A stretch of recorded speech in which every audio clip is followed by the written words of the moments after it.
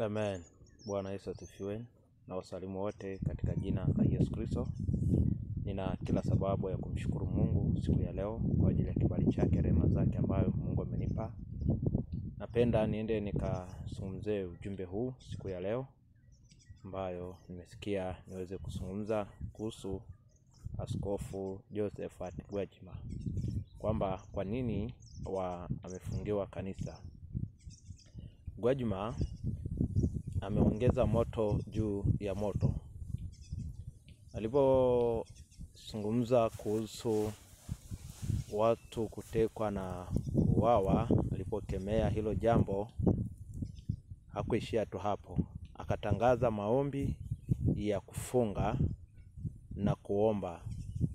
Alafu moto nyingine akatamka kuombewa kiongozi wa upinzani Tundu Lissu. Hiyo pia wahusika hawakupenda sana, hawakupenda huyu mtu kwa nini anamwombea huyu mtu. Na kwa nini wanakuja wanazungumza kwamba ameingilia mambo ya siasa. Miaka nyuma hapo mbele, huko nyuma, walikuwa Gwajima alikaa akisunguka mikutano, alikaa akipiga hiyo kampeni hapo, alikuwa anasema Mama Samia hoye, CCM hoye, alafu Yesu anakuwa wa mwisho. Kiukweli hiyo wakati mimi mwenyewe nilimuonya Gwajima, nikamwambia kwa namna hiyo mnakoenda sio. Sasa kwa nini wakati ule hawajamuonya, hawajamfungia kanisa kwamba unaingilia mambo ya siasa, wanakuja kumfungia baada ya kukemea mambo kama haya ambayo yanaendelea ndani ya taifa la Tanzania, masuala ya utekaji na uwaji? Kwa nini? Kwani ile ilikuwa sio siasa kupiga kampeni hizo CCM hoye, Mama Samia hoye, alafu Yesu anakuwa wa mwisho? Kiukweli Mungu atusaidie watu wa Mungu. Mungu atusaidie watumishi wa Mungu wote ambao mko kwenye siasa. Mungu atusaidie kwa sababu kwa kweli tuko kwenye wakati mgumu sana. Kwa hiyo pia haya maombi ambayo aliomba, ambayo ametangaza na akatangaza kwamba tutamuombea huyo kiongozi, aliongeza moto. Ni moto.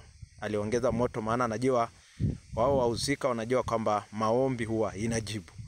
Maombi inafanya kazi. Mungu atajibu tu, lazima atajibu maombi. Wanajua kabisa maombi lazima itafanya kazi. Kwa hiyo pia hawakufurahia hiyo.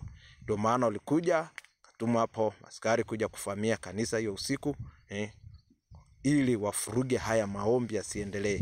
Maana najua haya maombi ilikuwa ni moto.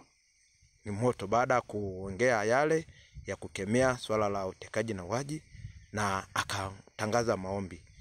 Ameongeza moto juu ya moto.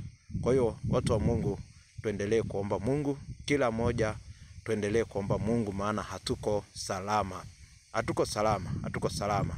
Kama ukianza kukemea mambo mabaya ambayo yanaendelea ndani ya taifa la Tanzania, unaambiwa umeingilia siasa, kwa kweli hatuko salama. Mungu atusaidie watu wa Mungu. Mungu atusaidie. Wengine anayejifanya hapo ananyamaza bila kukemea, bila kuongea. Yuko wakati na wewe hayo yatakukuta na hutapata mahali pa kupumua. Na Mungu atakunyamazia na wewe kimya kama unaponyamaza wakati Josephat Gwajima anapopitia. Kwa kweli wakati huo Gwajima mimi nimemuonya, lakini wakati huu sipendi kile ambacho kinafanyika au kimefanywa kuhusu kanisa analosimamia. Yeye kama ni yeye ndo alikuwa anakosa, kanisa halina kosa. Mungu atusaidie watu wa Mungu. Amen. Mwenye sikio na sikie neno hili ambalo Bwana anena katika jina la Yesu Kristo. Amen.